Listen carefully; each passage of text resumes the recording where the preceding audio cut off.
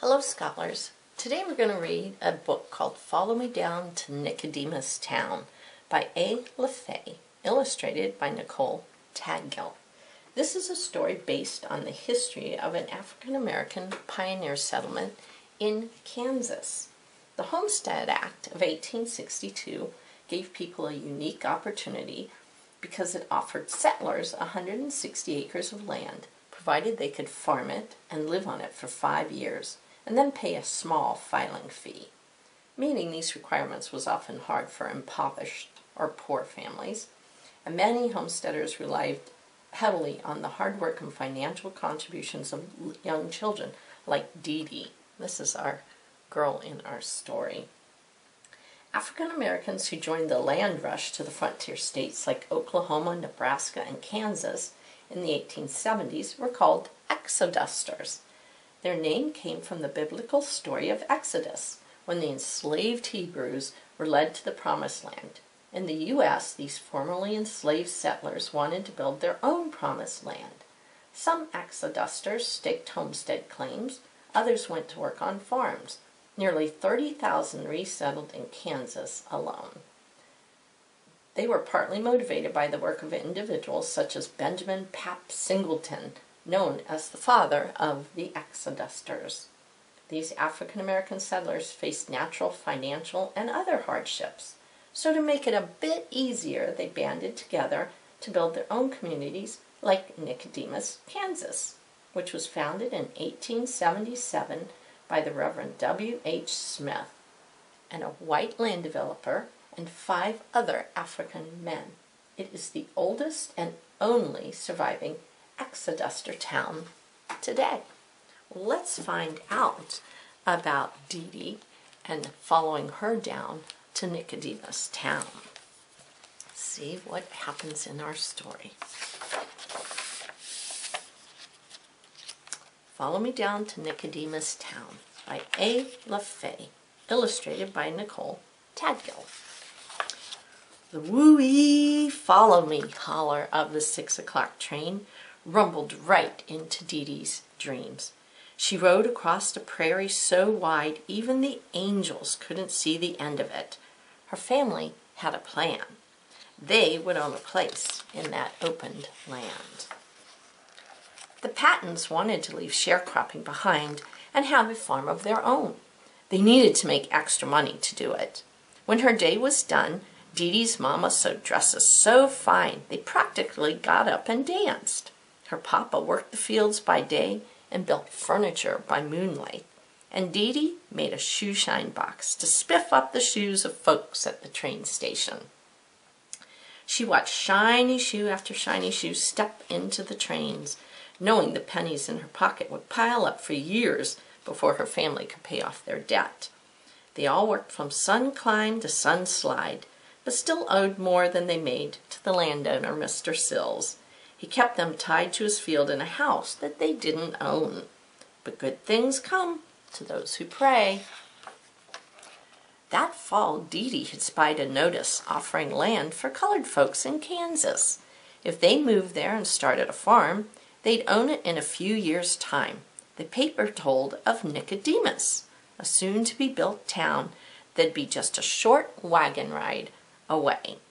Dee Dee ran that notice right to her papa and said, "Why, Dee Dee, you delivered a star we can hang our dreams on." After that, they worked twice as long and 3 times as hard until their penny bank began to fill.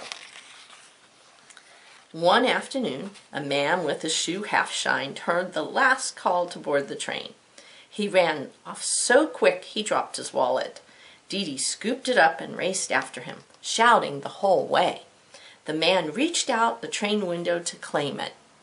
Turned out, Dee Dee chased down a miracle. A letter came to the station for the shoe shine girl, with a slip of heaven inside. The man who dropped the wallet had sent her a reward of $10. Dee Dee and her parents whooped and hollered enough to knock the nails out of the walls.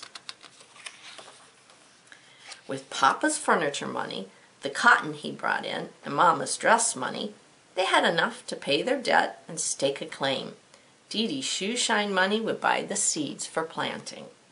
They paid Mr. Sills and bid him good riddance, then stepped right up to the station window and bought tickets with the $10 reward money.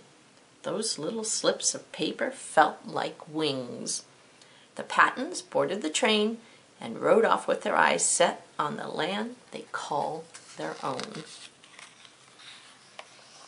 In Kansas, they found a wheat-worthy prairie, and joining a group of fellow settlers, they took the final trek to Nicodemus together.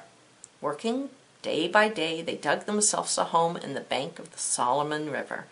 Dee Dee was the first to use the door she helped her papa hung. Papa and Dee Dee marked the boundaries of their claim with stakes.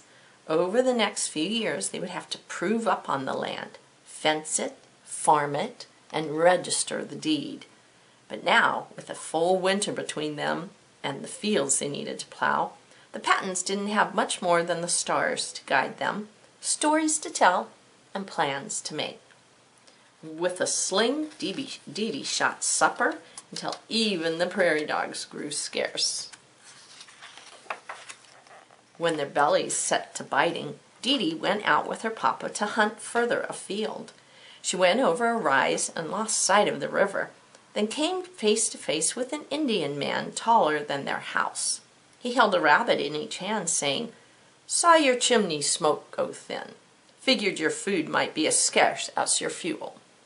That's how the Pattons met Shankasabi, of the children of the Middle Waters. The white folks called them the Osage, but they say they're the Neakasank.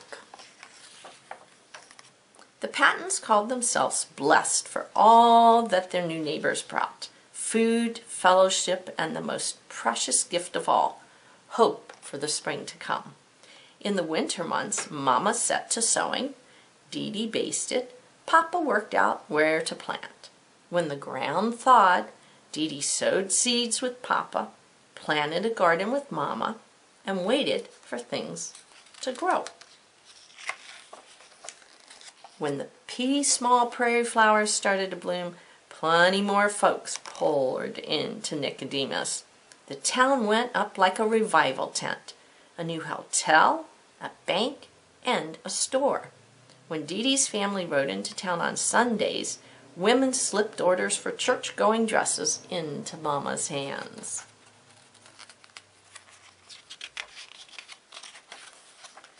On occasion, Dee Dee made a mail run into town. One afternoon, she heard Mr. Zachary say he had a full house in the hotel. Taking a deep breath, Dee Dee asked, "You think any of them folks need their shoes shined?" Quicker than a wink, he plopped his own shoe on the chair. "I sure could use a shine." And that's how Dee Dee got a job shining shoes at the St. Francis Hotel. Dee Dee held posts for Papa, pinned prints for Mama, and tended the garden, then shined shoes on the hotel stoop until the stars came out to guide her home. In a few years' time, the Pattons had fences up and fields harvested on the land they'd sown. Thanks to the helping hands of the folks of Nicodemus and the children of the Middle Waters, they could prove their land claim. Papa let Dee Dee carry her hotel shoe shine money all the way to the homestead office to register the deed. She brought the deed back to Mama and Papa Gabe. They hung it in a frame Dee Dee made from the prairie grass around their home. The place was now theirs, true and clear. That Sunday, they had a party on the banks of the Solomon River. Reverend Hickman prayed over their home. The folks of Nicodemus gathered at tables brought from every dugout.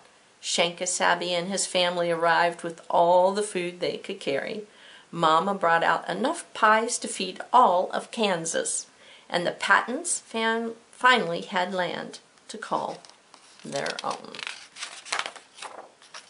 But most important, they had a home where they could tell stories, use the stars to guide them, and make plans for things to come.